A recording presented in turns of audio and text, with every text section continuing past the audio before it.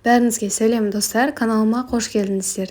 Бүгін сіздерге бауырдан дайындалатын торттың рецептісін ұсынғалы отырмын. Ең алдымен видеоны жоғалтылмас үшін каналыма тіркеліп алыңыздар.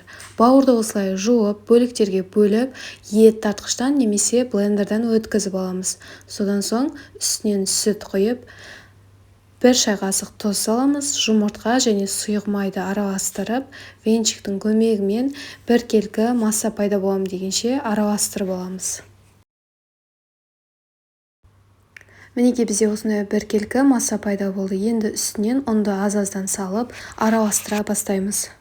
Осы тортқа қажетті заттар мен олардың мөлшерін описаниеге жазып қалдыратын боламын. Сол жерден көре аласыздар. Бізде осындай ұн түйіршікте езілген масса пайда болады. Енді табамыздың астына аздап май жағып, міндетті түрде қыздырып, 1,5 ошаудай дайын болған массамыздан құямыз.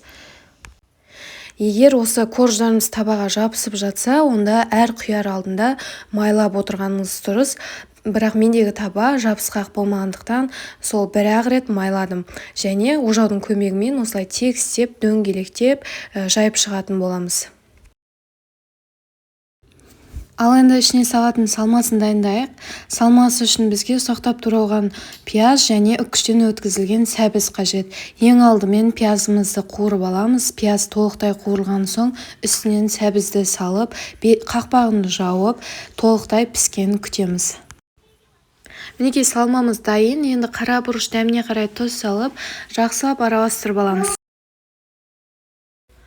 Арнайы сарымсақ өткізетін құралдан сарымсақты өткізіп араластырып аламыз.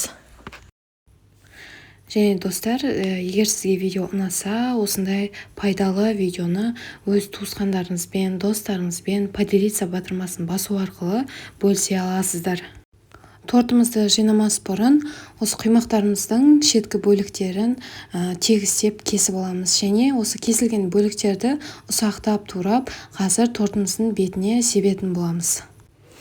Ал енді тортымызды жинайтын боламыз. Ең алдымен майонезді тегістеп барлық шетіне бірдей етіп жағып аламыз. Жұқалап жағамыз, міндетті түрде қалың етіп жағып жібермеңіздер. Содан соң үстінен жаңағы дайындаған салмамызды жұқалап тегістеп барлық шетіне бірдей етіп жағып шығамыз. Сосын үстінен екінші құймағымызды қойып, дәл осы реттік бойынша қайталаймыз.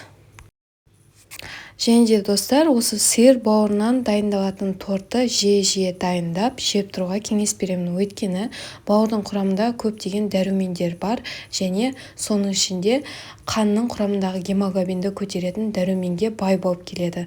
Сондықтан егер гемоглобиніңіз төмен болса, осы тортты міндетті түрде жиі дайындап жеп тұрыңыздар. Достар, және бұдан алдыңғы видеолардың бірінде мен балықты қалай дұрыс қуыру әдісімен бөліскен болатынмын. Қазір жоғарыда сілтеме қалдырамын. Сол сілтеме арқылы өтіп, менің сол видеомды көре аласыздар. Мінекей достар, бауыр торты дайын болды. Енді кесіп дастарханға ұсынсаңыздар болады. Өте дәмді болып шығады. Маған өте қатты ұнады. Міндетті түрде сізге де ұнайтынына сенімдімін. Дайындап көріңіздер достар. Бәріңізге ас болсын. Келесі видеода кездескенше сау болыңыздар.